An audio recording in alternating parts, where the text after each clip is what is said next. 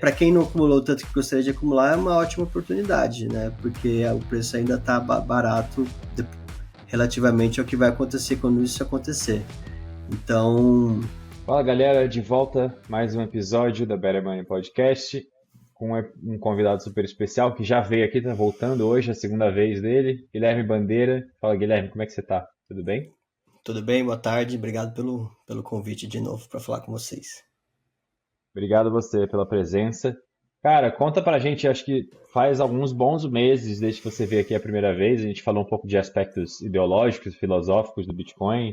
O título foi Bitcoin, dinheiro moralmente superior. Hoje eu queria falar um pouco mais de macro, um pouco mais dos acontecimentos mais recentes do Bitcoin e também queria que você contasse um pouco do que você anda tramando por aí. Eu sei que você virou conselheiro da Melius, o Israel comentou quando ele veio aqui com o Diego Collin. Como que apareceu isso na sua vida? Tipo, como que você acabou virando um board member da Melius? Que você pode contar essa história ou tem alguma coisa que não dá para revelar? Não, posso contar. Eu recebi um convite logo no começo do ano.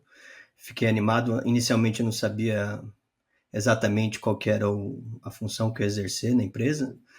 E aí o Israel me perguntou pela primeira vez assim, por que você acha que outra empresa não fez a estratégia MicroStrategy no Brasil? E aí na conversa eu fui descrevendo todos os atributos que eu acho que seriam necessários para ter essa estratégia, um caixa forte, uma empresa que precisa ali dar ganhar uma vitalidade financeira, ou seja, não é o que o Michael Saylor chama de monopólio Need to know digital, né? basis, né? Precisa ter um líder, né? Um líder comprometido com a tese do Bitcoin, que esteja disposto a levar a empresa para o padrão Bitcoin. E aí ele falou, olha, então a Melius se encaixa, você não quer me ajudar aqui como conselheiro independente da empresa? E eu fiquei sabendo que o Diego também já estava lá, já estava estudando como implantar a estratégia. E aí foi uma grande felicidade, assim, porque eu sempre, desde 2020, que eu soube da MicroStrategy, eu sempre gostei muito da tese, sempre foi algo que eu imaginava que no próprio 2021 já fosse ter um efeito dominó, porque logo em seguida, não sei se você lembra, a Tesla também adicionou o Bitcoin no balanço. Eu achei que fosse ter um efeito dominó no S&P, mas acabou que foi necessário que os ETFs fossem aprovados em 2024. E aí esse efeito dominó começou. O Michael Saylor fala, eu concordo. O ano zero da adoção institucional foi ano passado, né? Então a gente está no ano 1 agora. E aí a gente viu de poucas empresas, dezenas de empresas até o fim do ano passado. E aí o Trump ganhando impulsionou, tá com essa explosão cambriana aí de empresas, mais de 100 empresas, entre 80 e 100 empresas agora adotando o padrão Bitcoin, empresas públicas, né? E eu acho que a gente tem muito mais do que, assim, eu acho que isso vai ser exponencial, eu acho que ano que vem vai ter mais de 1.000. E eu fiquei feliz que no Brasil tivesse uma empresa com esse perfil, né? Porque se você for afunilando, né, empresas públicas no Brasil, né, na B3 tem 400. Quantas tem um caixa robusto? Quantas tem uma operação lucrativa? Você não pode ser uma empresa que está crescendo, está fazendo turnaround, como era o caso da Melius nos anos anteriores. Então, foi o Israel e a Melius e o Diego é um caso assim excepcional e eu acho que tem tudo para dar certo. E eu fico muito feliz de estar podendo acompanhar isso de perto. E como conselheiro independente, eu voto nas decisões, né? Então, são todas as votações do conselho são públicas, né? Então, eu acho que tem muita coisa boa para acontecer. Eu estou surpreso com o time, eles são extremamente qualificados. O conhecimento tanto do Israel quanto da empresa inteira, do conselho inteiro, eles estão acompanhando muito o que está acontecendo no mercado de adoção institucional do Bitcoin e está sendo uma grande aventura e eu acho que vai entrar para a história, né? Então, eu falo para eles, olha, isso daqui vai entrar para a história do mercado de capitais e é uma grande honra participar disso Não, aqui de frente. sem dúvida vai reverberar muito ainda essa história. Acho que eles estão apenas começando, vocês estão apenas começando. Não sei se tem alguma coisa da estratégia que já pode ser revelado, imagino que não, tem muita coisa que ainda só vai ser revelado quando for feito público via comunicado de RI, etc. Mas, cara, eu tenho muita curiosidade de entender, principalmente assim, as circunstâncias brasileiras são muito diferentes do mercado de capitais americano. O custo de Uhum, dívida, de captação de dinheiro da Melius, imagino que seja muito mais alto que da MicroStrategy, e de outras empresas do S&P, da Nasdaq, enfim. Ah, também não entendo muito qual é a circunstância no Brasil em relação a pools de capital que estão represados por questões de compliance, por questões regulatórias, como é o caso da Metaplanet no Japão, que no Japão não tem uhum. ETF, por exemplo. Então, para se obter exposição É. direcional a Bitcoin, a Metaplanet se colocou numa posição muito privilegiada ali, como uma espécie de monopólio nisso, e por isso ela performou tanto. E Qual que tem é também esse a questão panorama da. brasileiro? Conta, fala aí. Não, outra questão importante no caso da Metaplanet é que eles têm imposto de ganho de capital de 55% na venda do Bitcoin lá. Então, por mais que seja uma nação tecnicamente avançada, né, tecnologia japonesa é excelente, né, eles são bem tech-savvy, por causa da Mt. Gox, né, então houve um estigma em relação ao Bitcoin e eles colocaram um imposto muito alto. Então, todos os bitcoinheiros lá que gostariam de se expor ao Bitcoin, por mais que gostassem de ter autocustódia, se você coloca num instrumento como a Metaplanet, além de você ter a alavancagem da empresa, você não paga tanto imposto. Aqui no Brasil não é esse caso, né? Não tem a diferença. O Brasil ganho de capital, então como se fosse uma ação. Então tem essa outra questão. Mas eu acho que os pools de capital no Brasil estão muito represados também, né?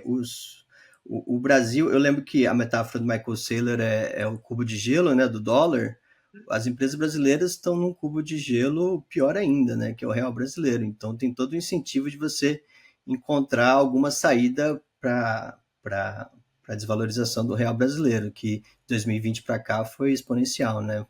É uma coisa que a gente estava até comentando antes de conversar aqui, que o tema da Bitcoin Conference esse ano foi essa grande bolha das dívidas soberanas, né? Então, o Brasil ele tá numa sinuca de bico também, assim como as outras nações, de você não conseguir mais refinanciar a dívida, né?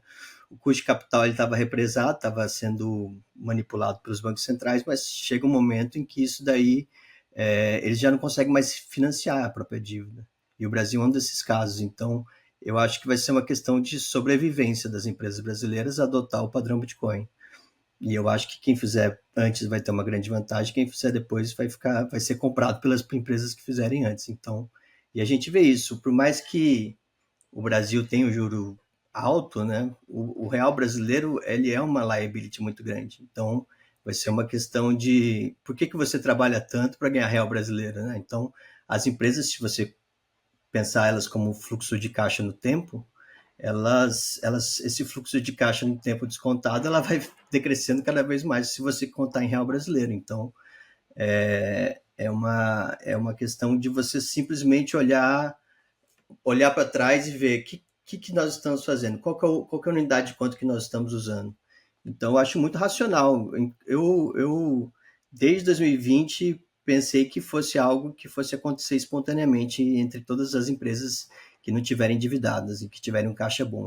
É natural que, assim como a lógica do indivíduo não seria muito diferente da lógica da empresa, né? O indivíduo também não quer ficar sentado nesse cubo de gelo Lógico. com sendo desmonetizado. Então, isso também serviria para qualquer empresa saudável, né? Um indivíduo com muita dívida também não vai conseguir adotar o padrão Bitcoin de forma sustentável no prazo, né? Porque é uma estratégia que deve durar no mínimo 4 anos, né? Para você ter esse horizonte de tempo racional do Bitcoin. Mas eu acho que faz sentido qualquer empresa, por mais que seja um juro alto no Brasil, nominalmente alto, né? O Brasil está com uma expansão da base monetária muito grande, ele está com uma dívida insustentável. Então, eu acho que vale a pena até as empresas Inclusive o brasileiras, até Haddad ontem falou abertamente, né? Que as contas não estão fechando mais. eles não estão conseguindo disfarçar mais, né? Eu acho que a Faria Lima ela está começando a perceber isso, né? Demora um pouco, mas ela é difícil você, como também é um modelo muito rentável para eles, alguns bancos também utilizarem esse tipo de instabilidade da moeda, né? Porque faz todo mundo virar investidor. Eles estão vendo que eles podem também, pode ser uma questão vital para a própria Faria Lima adotar o padrão Bitcoin. Sem E eu dúvida. também tenho uma visão que é uma questão vital para os próprios governos, né? Além de estar como conselho, eu também estou participando das discussões sobre a reserva estratégica de Bitcoin do Brasil. E eu acho que vai ser uma questão Você está vital para o participando? próprio. Pro próprio. Eu tô num grupo que está Legal. ajudando o deputado Eros Biondini a melhorar o projeto. Semana que vem a gente vai ter apresentação na Comissão de Desenvolvimento Econômico. Legal. E eu acho que pode ser uma boa solução até para a sustentabilidade da dívida brasileira. Eu Uhum. vi que na conversa com Israel e com o Diego você citou os Bitbonds. Eu acho que é uma ideia extraordinária e eu acho que o Brasil deveria não só adotar a reserva, como no futuro emitir Bitbonds para financiar a própria compra de Bitcoin e a dívida pública brasileira. Então, é Eu algo que está muito fora do radar institucional, né? A gente fala que sim ainda. ainda, mas eu acho que é uma ideia plausível, e não só plausível, como a única esperança para o Brasil não entrar numa espiral hiperinflacionária, né? Porque o dólar digital, né? Com a dolarização do mundo que vai vir com Tether, quando os bancos americanos puderem emitir dólares digitais, o que vai acontecer com essas moedas fiat piores que o dólar vai ser uma fuga extrema, né? Então, o real, o bolívar, até o euro, eles vão ser desmonetizados, né? Então, como que esses países vão conseguir se financiar? Então, vai ser uma questão de sobrevivência das próprias moedas nacionais, como os bancos ou os tesouros nacionais começarem a acumular Bitcoin. Muita coisa para destrinchar. Deixa eu tentar recapitular tudo aqui. Primeiro, Bitbonds, eu acho que é o tema mais importante que a gente tem para discutir no ecossistema do Bitcoin nos próximos meses, talvez anos. Eu acho que se eu estivesse responsável por alguma coisa na Casa Branca, muito provavelmente estaria dando foco total, prioritário em desenhar esses Bitbonds para você poder, de certa forma, reciclar a demanda por treasuries, que é o negócio, que é o principal desafio que eles têm lá. Como que a gente vai rolar essa dívida gigantesca, dado que a gente já perdeu os freios, como diz a Lynn Alden, né? Nothing stops this train. Eles precisam de comprador para dívida. E o Saifeddin teve uma palestra também na conferência semana passada, falando questionando essa premissa de que o Tether vai resolver o problema do dólar, que o Tether, por mais que Uhum, eles cresçam e se alavanquem e comprem treasuries, resolveria uma pequena fraçãozinha, o problema é uhum, estrutural e é gigantesco. Eu acho que Bitbonds pode ser a solução para os Estados Unidos e para outros países que replicarem essa estratégia. Eu acho que faz todo tal né? sentido.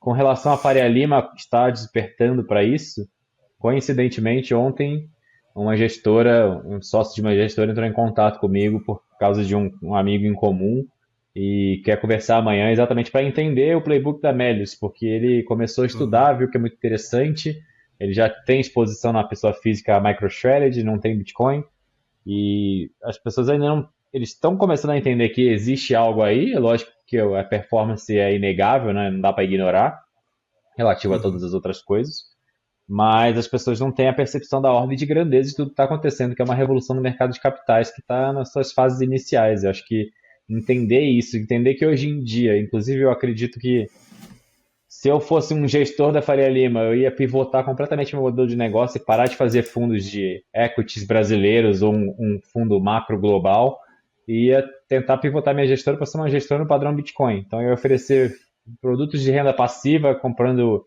MSTY ou Strife ou qualquer coisa que seja, é, vendendo call options, call coberta.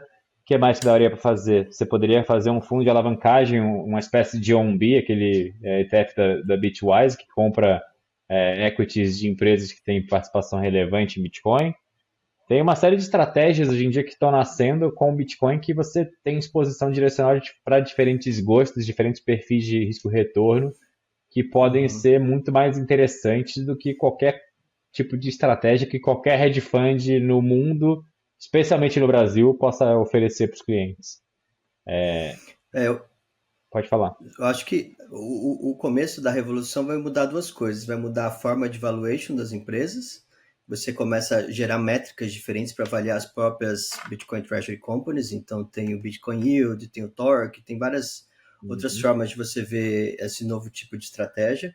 E vai acontecer uma revolução na teoria do portfólio, né? Então, como você falou, eu vou fazer um portfólio diversificado, eu não vou colocar 60-40, 60 em ações e 40 em treasuries, eu vou colocar 60-40, 60% do patrimônio em ETFs ou autocustódia de Bitcoin, 40% em Bitcoin Treasury Companies, para você ter uma rentabilidade maior. Então, é uma mudança de paradigma. Eu escrevi um texto sobre isso, chama Por que as empresas estão tesourando Bitcoin, e eu falo que o padrão Bitcoin na empresa, ele é uma revolução porque ele faz com que a gente entenda o capital, o tempo e o valor de forma diferente. Então, é uma forma diferente de ver até o próprio empreendimento produtivo, né? Os próprios bens de capitais, eles vão ser reprecificados com base no Bitcoin. Por isso que eu acho que uma métrica boa é o Bitcoin Yield, né? Que então você para as Bitcoin Treasury Companies, que você vai avaliando como que aquela empresa, como aquela estratégia está sendo executada para gerar mais Bitcoins por ação. Então, isso que eu acho que tem que ser o objetivo principal das empresas, de fazer isso de forma sustentável. O MNAV, por exemplo, que é aquele múltiplo que tem dos bitcoins em balanço, eu acho que ela é uma métrica muito estática e ela não consegue ver esse progresso da estratégia. Mas para ficar mais claro para o ouvinte, eu gosto de uma diferenciação que eu vi esses dias, que fala que existem Bitcoin Treasury Companies, que são empresas que colocaram o Bitcoin no balanço. Por exemplo, isso entraria a MicroStrategy, a Semler, a Metaplanet, a Melius, e até a Tesla. E tem as Bitcoins Strategy Companies. São aquelas empresas que vão ter uma política ativa de acumulação de mais de Bitcoin. Elas não vão simplesmente colocar Bitcoin no balanço como a Tesla. A Tesla é simplesmente uma Bitcoin Treasury Company. Mas ela não tem estratégia de aumentar o Bitcoin per share. As Bitcoin Strategy Companies, elas vão ter esse objetivo de incrementalmente aumentar. Eu acho que isso daí essa diferenciação é só enquanto a gente não tiver no padrão Bitcoin, que todas as empresas vão ser avaliadas com base na capacidade de gerar Bitcoins para os acionistas, né? Então a gente está nesse período em que tá existindo muita experimentação. O Michael Saylor, ele compartilha o playbook dele, ele explica, ele próprio chama as outras empresas para copiar a estratégia dele, isso já há 5 anos. E vai. Algumas empresas eu acho que vão ser bem-sucedidas, outras não bem-sucedidas. Então depende muito do comprometimento da diretoria e dos conselhos e dos líderes de implantar essa estratégia de forma boa. Por exemplo, na Bitcoin Conference nós tivemos o anúncio da GameStop, né? E foi um anúncio meio Quadro, né? olha, Caiu simplesmente bastante. compramos. Uhum. Ele só falou, olha, ele não mostrou um comprometimento com a tese do Bitcoin, ele simplesmente falou, olha, compramos nem todo o caixa. Foi algo mais parecido com a Tesla, não é a Bitcoin Strategy Company, não é que ele vai impulsionar isso para Sim, frente, né? eles Não vai compraram trazer essa dez por cultura cento para do dentro da caixa da empresa. companhia, mas não apresentaram nenhum tipo de É, plano de nada, é. né? Por exemplo, Uhum, o Israel e o Diego, quando eles anunciaram que a Melius ia adotar isso, falaram, compramos 10% do caixa e vamos entrar num uhum, período de estudo aqui para revelar o que que a gente vai tramar pela é, frente. Então ficou. é, Assim, tocando nesse assunto, já temos mais clareza, porque quando eu falei de pool de capital represado, eu meio que me questiono assim. Existem alguns, sei lá, fundos de pensão, alguns centenas de bilhões de reais ou qualquer coisa do tipo, que por mandato não pode comprar MSTR ou 21 ou qualquer outra coisa que seja, um outro veículo de Bitcoin Treasury ou Bitcoin mesmo, ou ETF da BlackRock, que só possa investir no Brasil. Que aí a Melius teria uma espécie de monopólio, pelo menos temporário, até que outras empresas a copiam, ou pelo menos seria a pioneira. Existe isso? Vocês diagnosticaram alguma coisa nesse sentido? Porque isso eu não tenho a menor ideia como funcionaria.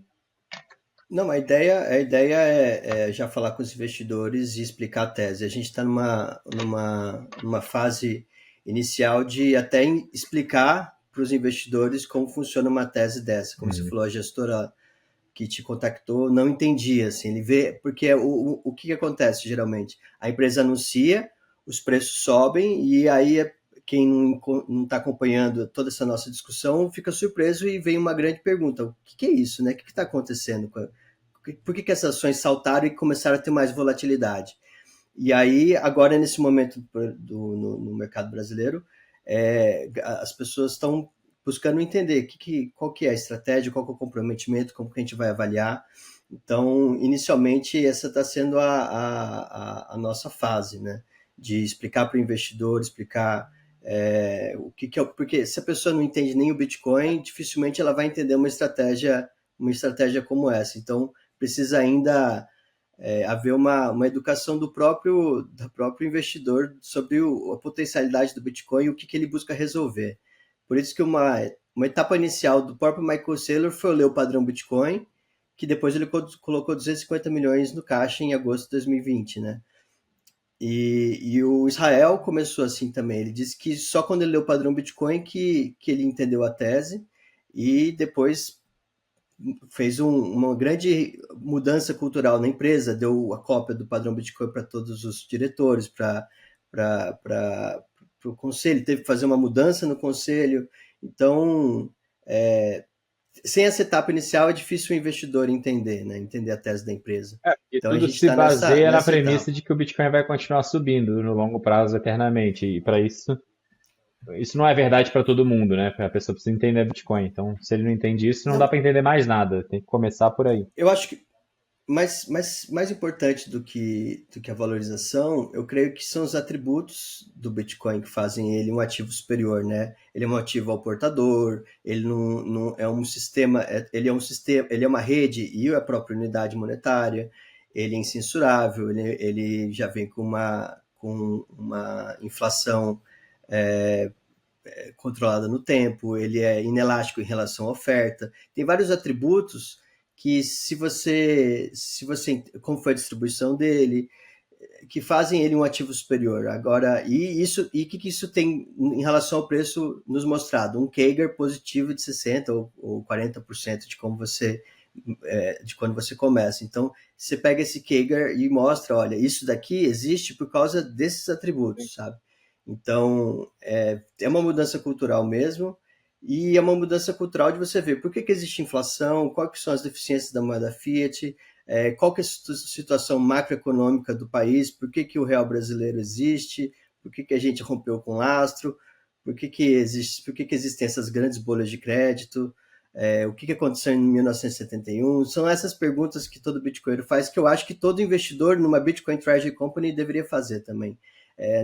Antes de ser acho que antes de ser um investidor numa Bitcoin Treasury Company, ela precisa ser um pouco Bitcoiner, sabe? Ela não tem como você investir com racionalidade numa empresa dessa se você não entender a tese por trás. Você pode ter exposições, por exemplo, se você comprar uma dívida dessa empresa, você consegue fazer um hedge lá na frente. Tem a questão do mandato, de você não poder investir em ETF de Bitcoin, mas poder investir em dívida de empresas. Tem outras questões mais institucionais, mas eu acho que a questão cultural ela também é importante. Mas eu acho que o Brasil nós sentimos o poder da destruição do real brasileiro com muita frequência e muito rápido. A gente não precisa mostrar, como para um americano, por exemplo, olha, o dólar não é essa coisa tão maravilhosa, o dólar também rouba, é um dinheiro que trabalha contra você. Eu acho que o brasileiro ele sente muita toxicidade da moeda que a gente usa, né? Que está matando famílias, está matando sociedades, está matando empresas. Não Então, apenas sente no dia a você dia, fica. como tem na memória coletiva de poucas décadas atrás, né, Sim, da sim, hiperinflação. sim. Então, Exato.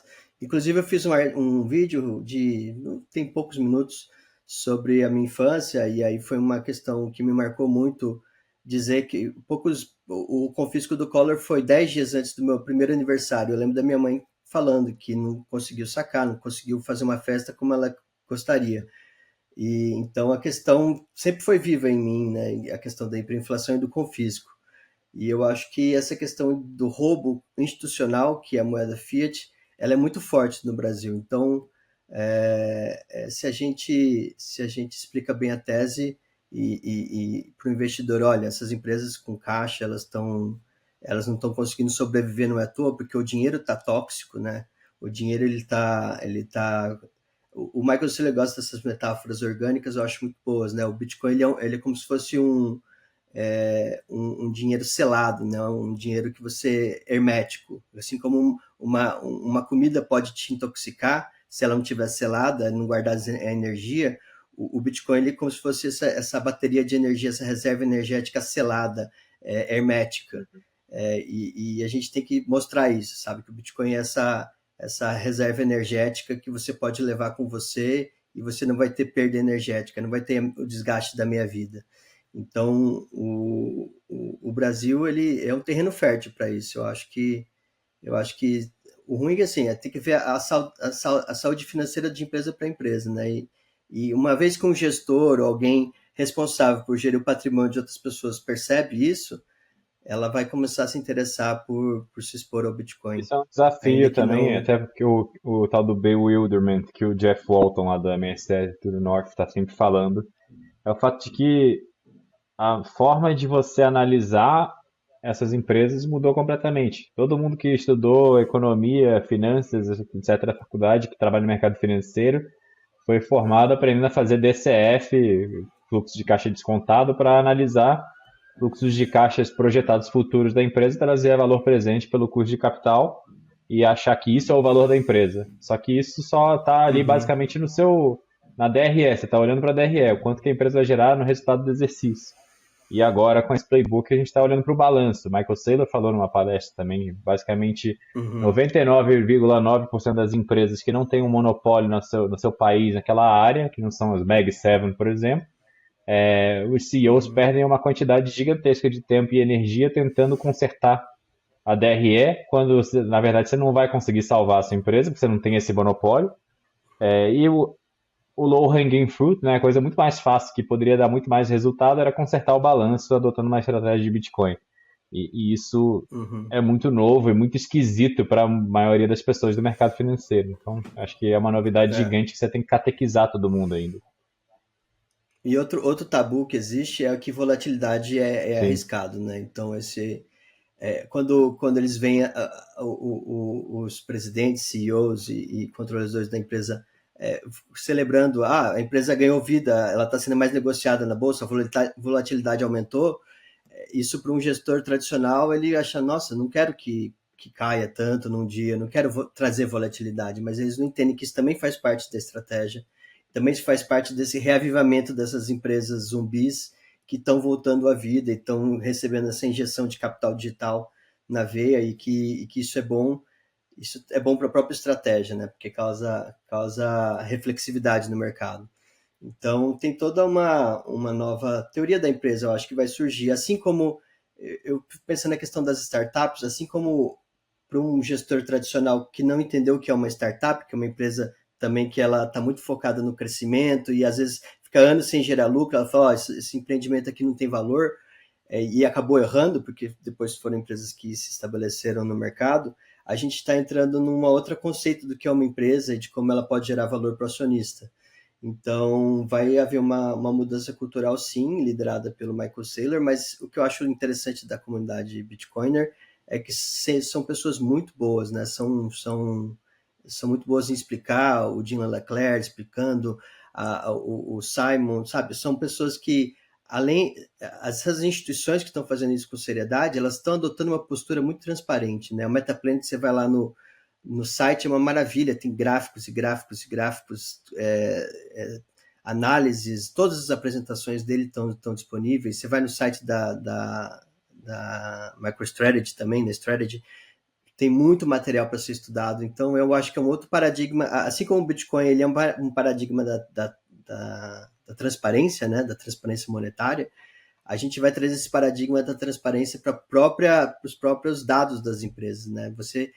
A empresa ela é avaliada constantemente com base nessa estratégia. Não é só a cada 4 meses ou a cada semestre que ela é avaliada. Ela é avaliada constantemente na capacidade que ela tem de gerar produtos, de captar recursos e gerar isso em forma de aquisição contínua de Bitcoin. E na capacidade que a empresa tem de gerar mais Bitcoin para o acionista. Então, é um outro paradigma e a gente está no começo e é muito bom que a gente esteja no começo, que a gente consegue participar disso e também ensinar, né? Eu acho que todo mundo que se envolve profundamente com Bitcoin acaba tendo que ser um pouco o professor Sem dúvida. né? Então, isso é muito legal de ver, além da educação que o indivíduo tem que ter, é legal ver isso entrando no mercado de capitais no Brasil. Cara, você tocou num ponto, coincidentemente, que eu ia trazer aqui. Você falou em transparência. A gente viu o anúncio lá durante a conferência do Jack Mallers que a 21 vai fazer Proof of Reserves e vai mostrar onde estão os seus bitcoins que eles estão acumulando.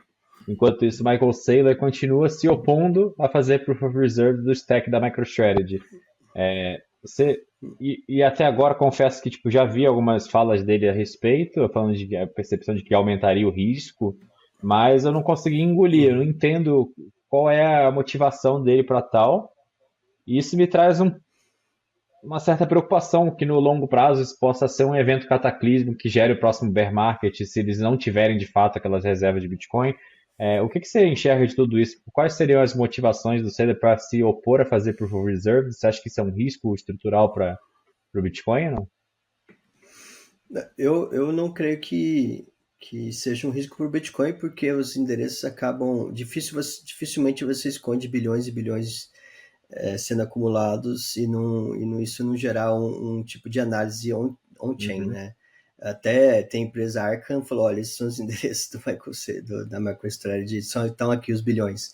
É difícil você esconder um acúmulo tão grande e institucional como esse. Então, a própria rede vai dar pistas, né, de onde estão esses bitcoins. E se houver uma desconfiança de que não está tendo reserva, isso pode gerar um cataclismo na ação da empresa, né? Então, a própria empresa vai ser prejudicada e outras empresas que forem mais transparentes vão receber esse capital, né? Então, vai haver uma rotatividade de qual empresa é mais transparente, qual executa a melhor estratégia. Se a empresa não está sendo tão transparente quanto os investidores querem, esse capital vai para outro lugar, vai para outra empresa, Bitcoin Treasury Company. Então, eu não vejo motivo de alguém se preocupar com isso, porque outra empresa vai absorver, vai estar na competição, vai fazer parte da competição entre as Bitcoin Treasury Você consegue Company. Então, entender a ficou motivação desconfiando. dele para se opor a isso? Ou por que essa reticência? A minha impressão, eu vi lá a pergunta que ele respondeu, eu suspeito que seja uma questão contratual dele. Eu não sei que exatamente qual cláusula é essa, mas ele deve ter algum dever de sigilo em relação às exchanges, alguma coisa assim. Eu também não tenho dados, mas ele deve ter chegado à conclusão de que é melhor ele não mostrar os endereços, porque ele fala, seria como o JP Morgan mostrar o endereço de todos os funcionários de todos os clientes dele, e mostrar que essa é a conta corrente do Bernardo, está aqui o saldo. Talvez seja isso, talvez seja algo no começo da estratégia, porque ele era o primeiro, algum acordo que ele chegou de não mostrar os endereços com as exchanges, ou talvez seja algum plano futuro do que ele quer fazer com esses bitcoins no futuro, e se você tem alguma dele, Michael Saylor, dizendo, olha, esse endereço, pode gerar uma repercussão institucional dele ter dito oficialmente que esses são os endereços dele. Então, a transparência que a gente vai ter vai ser que a própria Bitcoin vai fornecer, mas eu acho que ele e a instituição dele, enquanto empresa, vão continuar impedidos por algum motivo contratual que eu também não sei qual é. Mas eu imagino que seja algo assim, algo de que ele não quer algum contrato que ele tem dentro da empresa com outros fornecedores que deve ter uma cláusula de sigilo lá. E talvez isso esteja vinculado com algum plano eventual no futuro dele querer transformar a Strategy num banco, e que institucionalmente ele não pode dizer esses são os meus endereços, que isso vai gerar uma transparência no próprio caminho que esses bitcoins vão ter.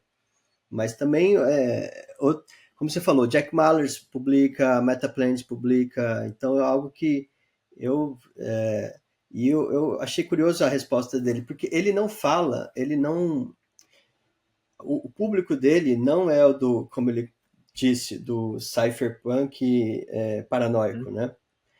Ele falou, se você é um cypherpunk paranoico, compra Bitcoin.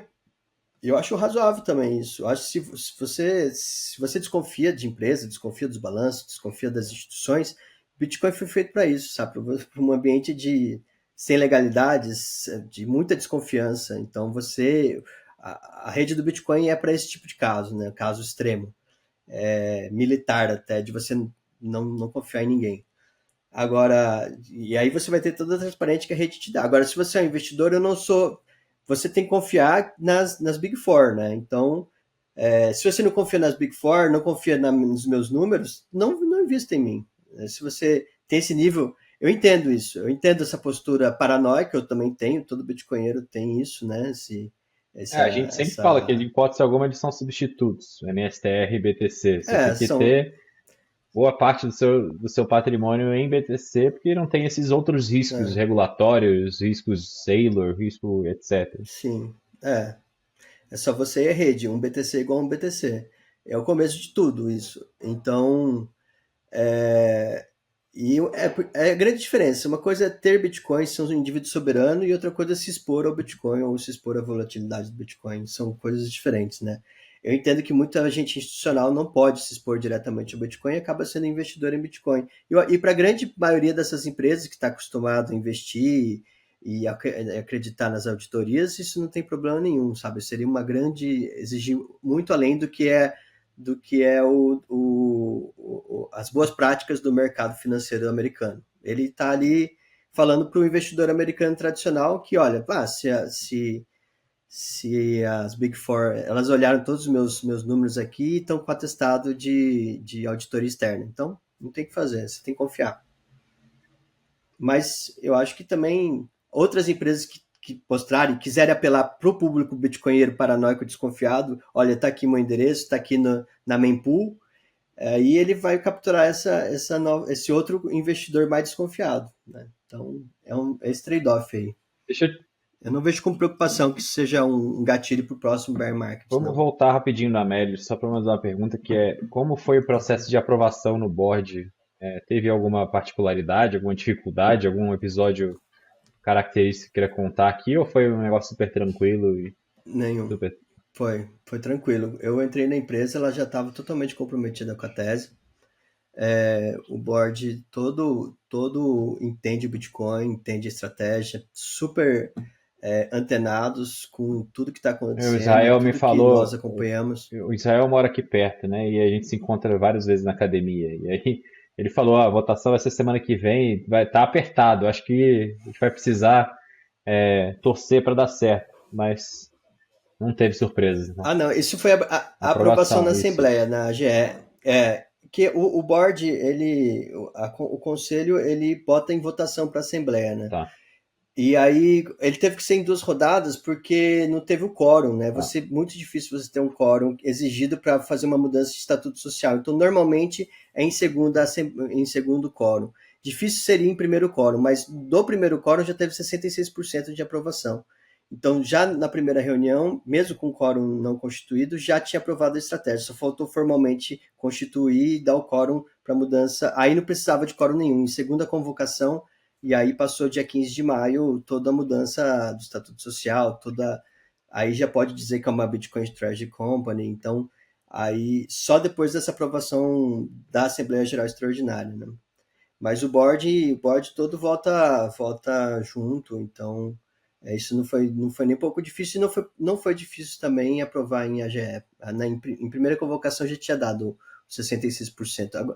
É que como seria bom ter aprovado em primeira, mas como não foi em primeira, foi em segunda. Isso daí não foi problema. A questão é se o preço subir, aí depois as pessoas falam, ou perdeu a oportunidade de comprar, mas aí o preço acabou ficando mais ou menos da primeira AGE para a segunda convocação, o preço não mudou tanto. Cara, vamos falar um pouco de macro e de onde a gente se encontra com o Bitcoin. Acho que eu acredito que a gente está no início de um momento extremamente otimista. Eu acho que talvez o bull market mal tenha começado.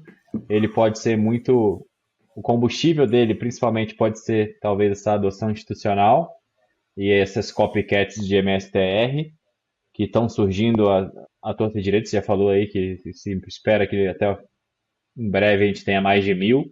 A gente já está na casa dos 200 e cada dia aparecem duas, três.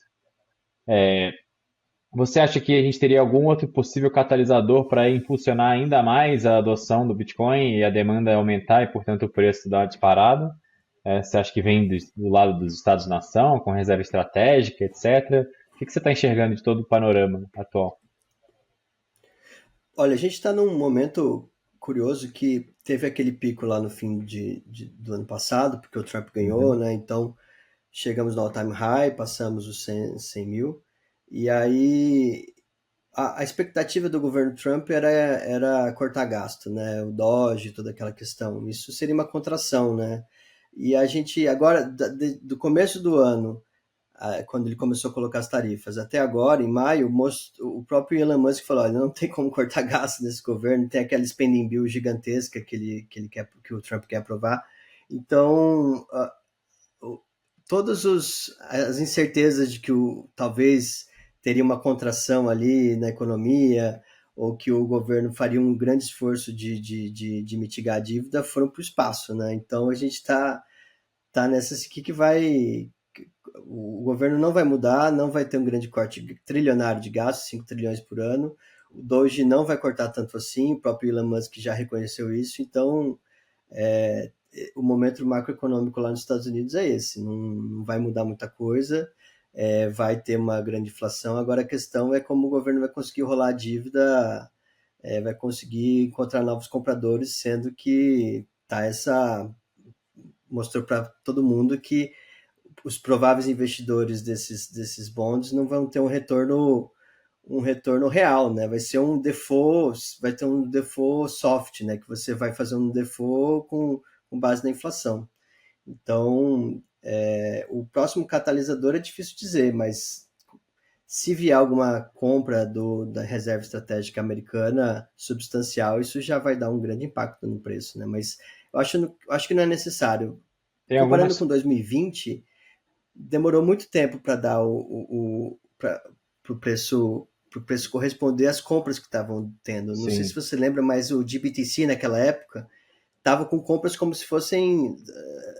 Eu acompanhava todo dia quanto o GBTC estava captando por dia, eram números estrondosos. Eu lembro que ficou, depois que deu o Corona Crash até novembro, o preço ficou mais ou menos estagnado. Acho que Aí a setembro, outubro e Strategy novembro ele ficou começou a parado nos comprar, US$ 9.000 ali e o ficou, mundo já imprimindo dinheiro a rodo, era bizarro. e, e aí chegou o dinheiro a rodo, o MicroStrategy tinha adotado em agosto. GBDC estava comprando como louco.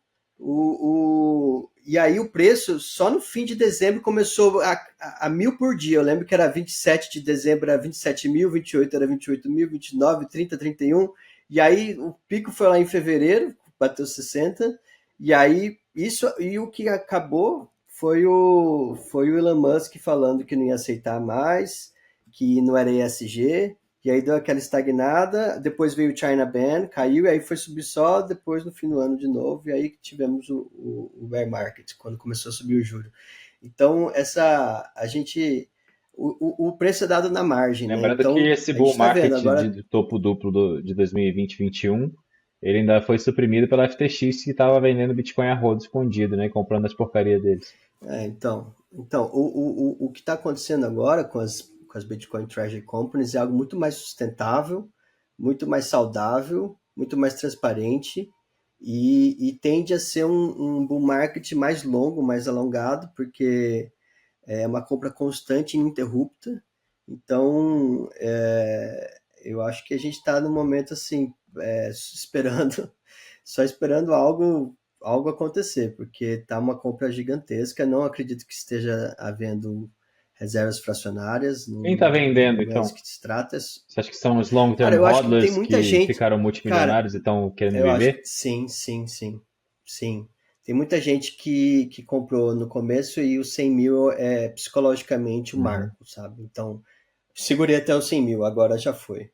Então, a gente vê todas as métricas de long-term hodlers, eles mostram que houve muita venda no começo do ano. Assim, centenas de milhares de bitcoins foram vendidos por um pessoal que comprou em 2014, 2013, segurou. E aí, quando bateu os 100 mil, já falou, eu vou vender. Então, eu acho que isso está acontecendo. Está tendo, tá tendo venda de gente que comprou lá no começo. Isso tende a se esgotar a qualquer E momento, né? Então, vai chegar um ponto que todo mundo já sim, comprou suas mansões, seus barcos, já foi morar nos Estados Unidos, já deu a volta ao mundo e vai fazer roda do resto. Porque essa galera que comprou em 2013 e 2014 não vai vender Bitcoin para comprar equities, Mag 7, real estate, para investir, basicamente para estar consumindo esses Bitcoins. ou vão comprar as ações preferenciais da MicroStrategy para conseguir uma renda perpétua. Vão diversificar ou vão comprar algo que desejam, que é para isso que funciona o dinheiro, né? Comprar algo valioso para Uhum. elas. Ou se elas quiserem continuar investidoras aí, podem ter um tipo de um instrumento como o que o Saylor está vendendo. Então acho natural. Isso seria bom, né? Porque isso depois volta para o próprio Bitcoin, né? Então eu acho que isso está acontecendo. E eu vi um gráfico da River Financial mostrando a diferença de compra institucional e a venda de indivíduos. Então está tendo realmente uma grande troca de riqueza do Bitcoin desses indivíduos e agora para o institucional. E é muito bom, porque o que acontecia antigamente era tinha o pico do Bitcoin, o Bitcoin subia, batia all time high, e aí depois as pessoas começavam a especular com shitcoin, com essas coisas. Agora a gente está vendo algo muito mais saudável, né? Que agora as empresas estão acumulando, estão colocando no balanço, estão sendo transparentes em relação a isso. Saylor falou também Então, eu, recentemente sobre muitos bitcoins ao longo dos últimos anos tenham caído na mão de governos em processo de falência, né, de custodians aí que estão fazendo liquidação de empresas, processos como da FTX, etc. E essa galera não tem nenhum tipo de engajamento uhum, ideológico com Bitcoin. Eles estão segurando aquele negócio por pura ocasião. Então, bater os 100 mil é um bom marco sim, para fica na, liquidar e botar dinheiro no bolso. os credores das massas falidas estão recebendo, às vezes recebem o próprio. É difícil receber o próprio Bitcoin, então eles estão sendo liquidados para depois voltar para os credores. Então teve isso, a Mt. Gox, né, ano passado. Ano passado o governo alemão vendeu muito também, vendeu 60 mil, né? Foi o maior erro histórico aí do governo alemão depois do Holocausto. Então, eu acho que a gente assim, tem que ter paciência, né? Tem que ter paciência. Se você já está há mais tempo aí no Bitcoin, você vê que essas ondas de acumulação, elas podem demorar um pouco até terem reflexo no preço. Porque o Bitcoin, historicamente, é isso, né? 90% anda de lado e aqueles 10% que estouram. É muito louco essa estatística de você ver que são semanas no ano que tem quase toda a valorização do Sim, Bitcoin. eu estou esperando essas E semanas isso, há algum outra coisa. tempo, uns 2, 3 meses, que eu comecei a montar uma estratégia de alavancagem com opções, que uma exceção à minha regra de nunca tradear, muito menos com alavancagem, mas as opções me permitem ter um certo conforto, né? Estou apostando que passar de 200 mil lá em janeiro de 2026 ou janeiro de 2027. E aí o curto prazo não me afeta, mas eu entendo que a galera que está com pressa muitas vezes está comprando futuro alavancado e aí, cara, é receita para desgraça. É, Você vai ser liquidado. é, não é bom. Eu não gosto de tentar adivinhar topo e Uhum, fundo. Eu acho que eu prefiro gastar meu tempo com outras preocupações, né? Se preocupar. Porque envolve muito esforço mental você sim, ficar acompanhando sim. isso, né? Acompanhando os gráficos, on-chain, e aí eles são contraditórios, cada um tem uma metodologia, e o ganho real disso no longo prazo não é tão grande, né? Não Né? é. Se você está sempre exposto ao Bitcoin, sempre comprando, fazendo DCA, você tem muita paz mental, você consegue focar na sua vida, seus outros problemas, e então não é algo cujo retorno me atraia, sabe? Então, Não, nada bate eu acho, 10 anos de DCA e roda, nada. Agora, tem é, muita gente que, assim como eu, tem É um certo resquício de alta preferência temporal, confesso, porque eu falo assim, pô, eu tô vendo tudo isso que está acontecendo ali no cenário e acho que vai ter um bull market alucinante, quero fazer uma posição com um risco controlado, com a pequena participação aqui do meu capital, para potencialmente triplicar, quadruplicar, quintuplicar patrimônio em 12, 18, 24 meses. Certo que tem mais risco. Eu poderia muito bem só fazer meu DCAzinho e ficar quietinho aqui e saber que daqui a 10 anos, inevitavelmente, eu estaria muito mais rico. Mas, enfim, cada um, cada um. Eu resolvi adotar esse apetite por risco usando opções, até do ponto de vista de modelo de negócio, foi muito interessante. Muita gente quer aprender sobre isso e aí eu acabei Uhum. optando. Eu É, acabei adotando isso quando eu estava estudando para fazer um curso sobre Bitcoin Treasuries e venda de covered calls como estratégia de renda passiva. Aí eu comecei a brincar com opções e mudei de estratégia e resolvi fazer long ah, only. Mas enfim. eu acho legal opções. Eu já estudei muito opções, muito por causa do Nassim Taleb Uhum, também, que era um trader de opções. Eu sempre gostei do modelo. E o ruim de fazer covered calls é que você não fica tão feliz quando o preço sobe sim. muito, né? Porque você acaba fazendo um cap no seu ganho. Então eu gosto, às vezes, se você faz uma estratégia como essa, você fala, o preço subiu muito, subiu bastante, mas você vendeu uma opção de compra ali e aí vai ter que compensar isso de alguma forma. Então, o DCA é bom porque você sempre está feliz, né? Se cai, você compra, porque caiu, você compra mais barato, se sobe, você fica feliz porque já valorizou. Então, não é algo que eu fico agnóstico em relação ao preço, né? Price agnostic. Então, mas opções eu acho interessante, eu acho que faz sentido e eu acho importante até para as Bitcoin Treasury Companies movimentar o mercado de opções, né, das próprias equity delas e isso tem sido interessante e importante para a própria interesse que os investidores vão ter nessas empresas. E eu não ter medo da volatilidade e saber estruturar bem tem pessoas que realmente querem uma renda fixa, né? Isso é inegável. Nós fizemos aqui um workshop, dois workshops em Lisboa e no Porto com o Renato, e a demanda por cursos na Deribit é muito grande, então dá para ver que as pessoas, além de serem bitcoinheiras, elas querem saber como fazer essa, tanto com o futuro como opções, uma renda a mais ali para ganhar. Então tem muita gente interessada nisso, mas é algo que se você não souber calibrar o risco, também se você compra uma put, uma call, ou vende, você consegue. Tem os Black Swans aí que podem tirar muito sono das pessoas. Então, se você vendeu muita put aí e dá um crash, aí você fala, putz, nossa, vou ser liquidado, e aí a pessoa fica muito nervosa. Então, não é um lugar bom para citar. Então você tem que. Eu recomendaria quem se interessa primeiro ler os livros do Nassim Taleb sobre antifrágil, sobre opções e depois se engaja nesse tipo de mercado, porque ele fala, eu tenho colegas, no começo da carreira dele, ele tinha colegas que perderam em 10 minutos que eles levaram 10 anos para ganhar. Então, Tem que se saber você tomar está risco nessa. controlado, tem que saber fazer, não ser irresponsável É, para isso você precisa entender o que você tem na mão, né? Sim. uhum, Cara, vamos falar de reserva estratégica. Eu acredito que a gente até o final do ano vai ter alguma notícia relevante. Você vê o Bo Hines palestrando, participando de painel em Vegas e falando abertamente, ele foi no Anthony Pompliano, foi em outras entrevistas, e fala, cara, a janela de tempo foi a seguinte, o Trump nomeou o Bessent e o Lutnick para procurar formas budget neutral de como acumular Bitcoin. Eu estou aqui cuidando desse Crypto Council, tá respondendo para o David Sachs. David Sachs também esteve lá em Vegas e palestrou. Eu acho, e aí ele falou, tem um intervalo ali de um grupo de estudo de 6 meses, em que todo mundo vai fazer um brainstorming de ideias de budget neutral para comprar Bitcoin. Ao final desses 6 meses, a gente vai ranquear essas ideias e começar a implementar.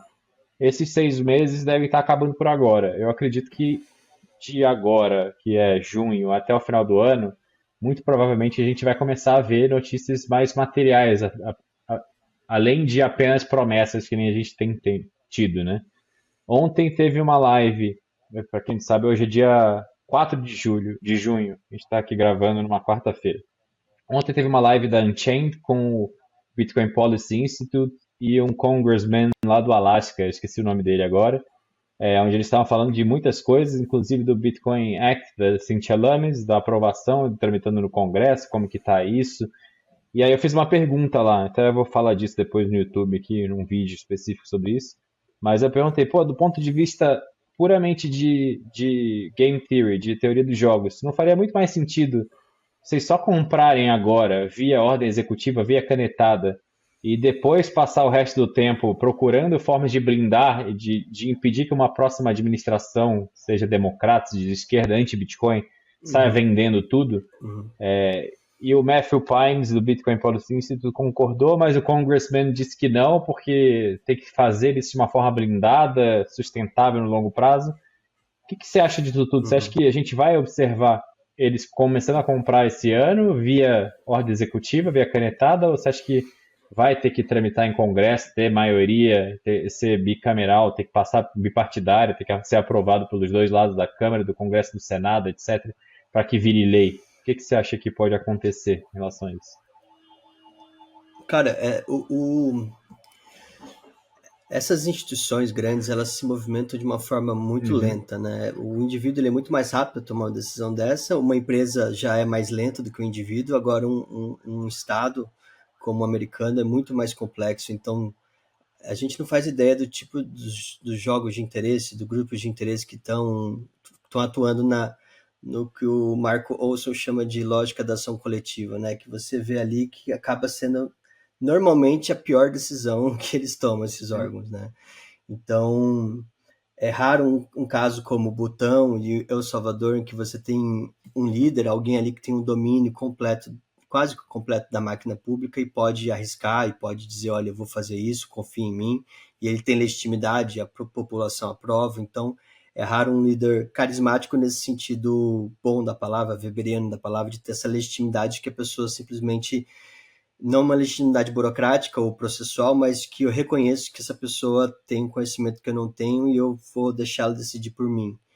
E uma burocracia americana, ela é muito, muito, muito grande e então eu vejo que até nos discursos eles vão corrigindo, por exemplo, tem a questão dos interesses da família do Trump, tem a questão dos credores da dívida americana, tem todos o interesse daqueles que estão comprados no dólar, né, que não querem que haja um novo concorrente, porque a partir do momento que o governo americano começa a acumular sistematicamente Bitcoin, isso mostra a fragilidade do O dólar americano. congressman do Então, Alaska lá falou exatamente isso. Se a gente dá essa uhum, sinalização e começa a comprar Bitcoin, a gente está mandando um sinal para o mundo de que o dólar está sim, enfraquecido é um sinal muito e grande. outros países, nossos Uhum, adversários, tá falando da China provavelmente, podem se mover muito mais rápido uhum. em resposta, né? Porque eles não têm esse processo democrático que é lento. É. Mas também deve ter jogos de interesse internos no Partido Comunista Chinês que também são difíceis de lidar, só que eles lidam de uma forma menos transparente e mais interna. Então, a gente está no momento correto e eu acho que a administração Trump reconhece que tem que ver algo que eles chamam de um novo Bretton Woods, né? O próprio Scott Bessent, no ano passado, antes de ser secretário, numa entrevista, até num artigo eu coloquei essa frase dele que eu achei assim, muito reveladora, que ele diz, vai ter que haver um novo Bretton Woods e eu quero fazer parte dele, porque eu tenho conhecimento e eu tenho o histórico necessário como gestor de hedge fund. Então, os Estados Unidos eles estão nesse diálogo. Agora, se ele é comprado via ordem executiva, isso institucionalmente é mais frágil, porque ele pode ser revogado depois por via judicial. O status jurídico dele é muito frágil. Então, um juiz depois pode rever isso, diz que foi inconstitucional ou ilegal, mandar devolver o Bitcoin. Então, eu acho que esse medo que eles estão tendo. Ainda nos Estados Unidos tem rule of law, né? E as decisões do juiz precisam ser respeitadas. Então, Se algum juiz entende que não devia ser feito por ordem executiva, e sim por ordem legislativa, tem que ter autorização legal para esse tipo de gasto, ele tem que ser desfeito. Então seria uma coisa catastrófica, né? Só cabia Porque a ordem executiva é fazer um, time lock de 30 anos. mesmo assim, institucionalmente não vai valer muita coisa. Então acho que tem as questões dos grupos de interesse, né? Tem as questões de quem também quer que os Estados Unidos compre ouro, não se faça das reservas de ouro, não audite as reservas de ouro. Tem a questão do interesse financeiro, né? Do próprio Fed, né? Que não quer ver a galinha de ouro ali ser questionada. E então eu acho que institucionalmente seria bom que passasse uma lei, que é a lei da Cynthia Lummis, que tem ali todo um cronograma, que ela seja amplamente votada e discutida no Congresso Nacional. Eu acho que seria o melhor caminho institucional. Se eu fosse americano, eu teria pressa, mas eu não sou americano, então acho que seria bom para os Estados Unidos. Agora, para o bitcoinheiro, a adoção institucional, ela não do ponto de vista do Estado-nação, ela não é, ela não é tão Ah, apenas relevante, pelo eu acho, number go sabe? up, nada mais. Ela é só uma questão que vai ter um reflexo no preço. Para quem não acumulou tanto que gostaria de acumular, é uma ótima oportunidade, né? Porque o preço ainda está barato relativamente ao que vai acontecer quando isso acontecer.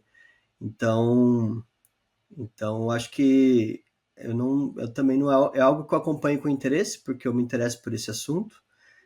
E eu acho que os países que fizerem esse movimento vão dar uma sinalização, não de que eles querem capturar o Bitcoin, mas que a sociedade já se bitcoinizou. Então, isso que eu vejo acontecer, a empresa que adota o Bitcoin se bitcoiniza, o governo que adota o Bitcoin se bitcoiniza, passa a ter mais respeito por liberdades, por propriedade privada. Então, é uma sinalização boa de que, opa, esse é um lugar bom para morar, essa é uma jurisdição que vai respeitar meu Bitcoin. E por isso que eu acho importante que essa discussão seja a mais clara possível, porque não seja simplesmente a acumulação do governo de Bitcoin, mas que isso venha acompanhado com uma carta de direitos, né? Que isso venha acompanhado com garantias, que venha acompanhado com direitos que os bitcoinheiros têm de sigilo, de propriedade privada, de só poder confiscar com ordem judicial, como vai ser feito esse tipo de confisco, que o confisco que não pode ser usado de Bitcoin confiscado para constituir reserva, do tipo, estamos com um problema macroeconômico, precisamos confiscar, como fizeram com o ouro em 33. Então, eu acho bom que seja feita via legislativa e ainda assim acompanhado de uma grande carta de direitos bitcoinheiros, de que isso vai ser feito da forma que mais respeite e reconheça a propriedade privada. Então, esse movimento das jurisdições, ele é importante para sinalizar para o Bitcoin, olha, onde é bom eu investir, onde é bom morar, até me migrar. Então, ele é um sinal de que o governo fala assim, Bitcoins, vocês são bem-vindos aqui, sabe? Queremos atrair capital digital, queremos atrair seus investimentos, queremos atrair sua família. Então, eles são um sinal de que estamos vencendo, de certa forma, né? Que a gente, E ficou muito por claro um isso na momento ali em conferência também. 2020... Desculpa te cortar, eu não vou esquecer. A Pode conferência falar, pode foi falar. uma espécie de cerimônia de bend the knee para a indústria, sabe? Tipo, você tinha lá pessoas de Washington, você tinha congressistas, senadores lá falando sobre como foi ruim no governo Biden, que eles eram perseguidos, choke point, desbancarizados, etc. E que isso acabou. Aí o J.D. Vance foi lá e Uhum. fez basicamente uma declaração de amor ao mundo, aos bitcoinheiros e falando para eles se engajarem politicamente. Então me parece que a gente teve uma Uhum. demonstração de força muito grande dos Estados Unidos, estão se mostrando, cara, a gente ama vocês, a gente ama o dinheiro que vocês trazem e o poder político que vocês têm agora. Estamos aqui para servi-los. É muito importante essa sinalização. O mundo da política ele é sempre cheio Claro. de incertezas, né? Mas eu acho que a gente chegou no momento entre 2021, 2020 e 22 eu fiquei preocupado em que a gente fosse direto no CBDC, sabe? Direto no totalitarismo monetário. E a força que o voto Bitcoin teve na eleição americana, ele vem acompanhado de um ethos libertário, né? Ele vem acompanhado de uma certa uma filosofia política de respeito à propriedade privada, aos contratos. Então, eu vejo que o Bitcoin ele mudou a sociedade americana e vai mudar a sociedade mundial. E eu fico muito feliz que por mais que sejam políticos e por mais que eles possam depois, né, mudar de ideia ou perder as eleições futuras, essa demonstração de força ideológica dos bitcoinheiros foi reconhecida e foi vencedora. Eu não ficaria feliz se tivesse a Kamala Harris e eu acho que seria, tanto para o preço do Bitcoin quanto para a ideologia que o Bitcoin traz, seria algo muito ruim. Então eu fiquei muito feliz dessa declaração. E eu acho que agora a gente vai ver isso aumentar, né? O próprio o presidente eleito na Coreia do Sul ganhou por causa do voto do Bitcoin e cripto. Então, isso já está tendo reflexos nas eleições, a gente vai ver isso no Brasil. Eu, eu, eu gostaria que a discussão do Bitcoin fosse melhor no Brasil, que mais deputados, mais senadores, mais políticos se engajassem no Eu já debate da ouvi reserva e nos direitos rumores dos que o bitcoinheiros. David Bailey estaria conversando com a família Bolsonaro para fazer uma promessa de campanha nesse sentido, de reserva estratégica.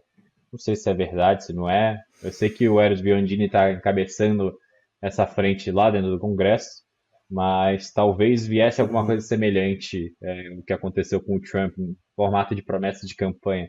Mas não sei nem como é que vai ser a eleição. Eu confesso que depois que entrou 2023, eu fechei o Brasil na minha cabeça, eu não presto atenção em nada. Eu ignoro o fato Uhum. de o Brasil existir, porque para mim acabou. Não tenho esperanças, não nutro esperanças. A minha esperança é sair daqui.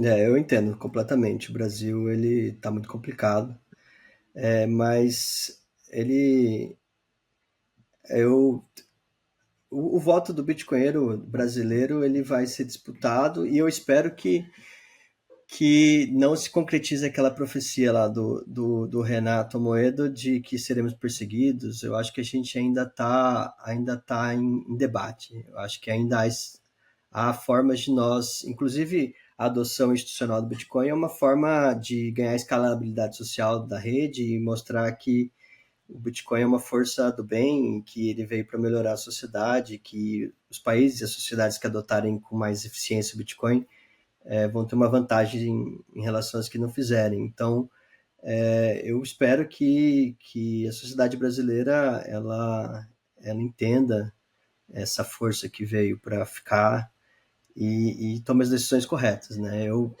sempre me coloco à disposição para conversar com qualquer político que queira entender honestamente o Bitcoin, que queira ajudar a adoção do Bitcoin no Brasil, porque é isso, né? Eu tenho uma palestra que ficou famosa da superioridade moral do Bitcoin, e é um tema que eu gosto sempre de conversar, que é isso, as atributos do Bitcoin são excelentes, né? Então, ele é um dinheiro honesto, basicamente, né? Um dinheiro que não rouba de você e é um dinheiro livre, né? Só que a liberdade, ela é combatida muito no Brasil. Então, depende, às vezes você fala que algo é livre, que a liberdade é boa, isso já é uma ofensa aos coletivistas de plantão, né? Mas eu acho que a gente ainda tem o que tem campo para ganhar. Eu não perdi todas as esperanças no Brasil, mas eu acho que vai ser algo que para os próximos anos vai ser um grande debate, né? Porque as próprias redes, a internet não foi muito bem entendida no Brasil, né? Ainda existem pessoas que acham que a internet é controlável, né? Que a internet ela é censurável. Então essa questão de protocolos globais também não foi entendida por muitas pessoas no Brasil, né? De que é possível fazer censura, é possível impedir a disseminação das ideias da liberdade. Então, eu acho que a gente vai ter aí anos de muita discussão na sociedade brasileira e espero que seja para o bem, né? Que eu espero que o bem vença o mal. Mas eu entendo completamente a posição de desesperança no Brasil. Inclusive, a discussão da reserva estratégica ela tem que passar por uma questão da sustentabilidade da dívida brasileira, né? Porque eu não sei que um governo de esquerda, por exemplo, tenha o que propor para resolver esse problema. Eles não vão dizer que os bancos. Eu não vejo a esquerda, como antigamente falava, para acabar com os bancos, né? Porque teve um momento, década de 80, 90 até, que eles eram muito anti-bancos, né? Esse negócio da esquerda brasileira ser pró-banco é de 2005 para cá. Então, nem a esquerda está sabendo dizer o que vai fazer com esse, com a deterioração, com a erosão fiscal que o Brasil está tendo, né? A esquerda não entendeu a economia digital, ela acha que a economia digital já é algo ruim, porque tira a arrecadação do Estado, então não sei, é um debate completamente sem ideias que nem eles sabem propor, sabe? Porque a esperança, por exemplo, seria colocar alguém da esquerda no Banco Central, mas coloca-se alguém da esquerda no Banco Central, ele faz a mesma coisa do que quem era da direita. Então, eles também estão sem imaginação, né? Eles também estão. Tá uma coisa triste de ver, né? Só tributos e vamos ver no que vai dar. Confesso que é uma perda energética muito grande que eu acabei extirpando da minha vida, porque eu ficava louco tentando nutrir alguma esperança em algo que é uma massa falida que só tem, moralmente falando, só tende a piorar e deteriorar cada vez mais. Também espero que tenha um desfecho positivo, mas não quero estar aqui pagando para ver, muito menos indo para Paulista protestar pacificamente. Me irrita o fato de que tem tanta gente no país que ainda perde tanta energia, tanto tempo fazendo isso, que é uma maneira tão burra de combater o que eles acham que é errado, né? Tipo, o cara vai lá com a família, protesta pacificamente, fica gritando palavras de ordem, volta para casa, paga as DARFs, guarda o dinheiro dele em real, financia a porra do inimigo que ele tanto odeia por ignorância e teimosia e não querer aprender. Cara, o que é curioso é que é muito alheio à mentalidade das pessoas que o próprio real brasileiro é um instrumento Sim, de opressão, né? Além de ele ser totalmente controlado via KYC e tudo, ele é uma forma de diluir o seu poder de compra e financiar o governo através de reservas fracionárias, né? O sistema financeiro brasileiro, ele financia o governo. Você, indiretamente, todo depositário de real, suas reservas não estão lá, elas estão sendo emprestadas para o governo. Então, ela não percebe, eu sou contra o tamanho do Estado, sou contra o Estado gigantesco, mas o real brasileiro, ele é o alimento do Estado brasileiro. Então, e é o pior alimento, porque é o gasto sem representação, né? Um tributo, antes se falava completo, todo mundo reconhecia que o imposto, ou que a inflação é imposto do pobre. Ainda continua a ser, é um imposto que você paga a inflação para o governo e para o cartel bancário. Só que falta essa compreensão básica de como funciona o sistema econômico brasileiro e o sistema financeiro. Porque você não vê que a moeda fiat ela é um grande mal.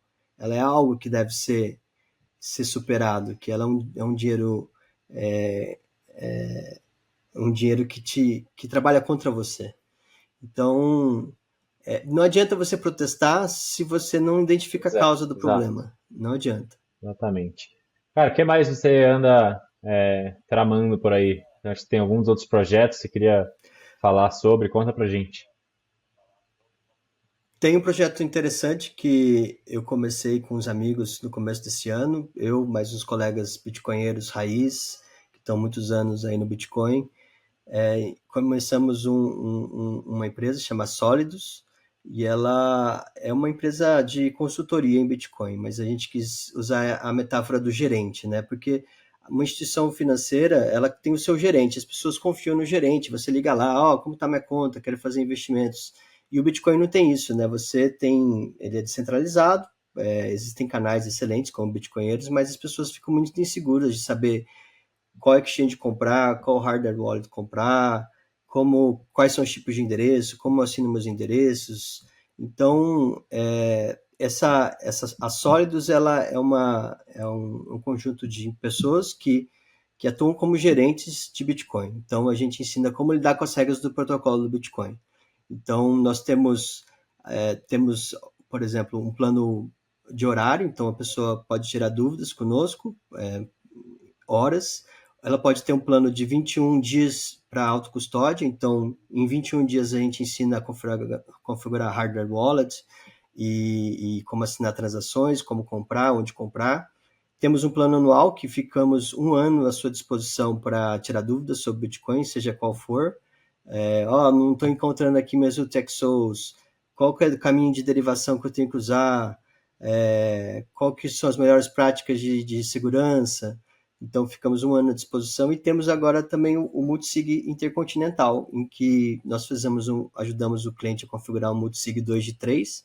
Nós não assinamos, não temos a custódia dos fundos, mas a pessoa ela tem a segurança de que se ela perde uma assinatura, uma CID dela, ela consegue recuperar os fundos sem problema, porque nós estamos com uma Vocês das cuidam chaves de uma privadas. chave? Então, Se vocês cuidam de uma desculpa, das chaves do multisig? nós, a gente cuida de uma das chaves, isso. O cliente ele fica com duas e nós ficamos com uma.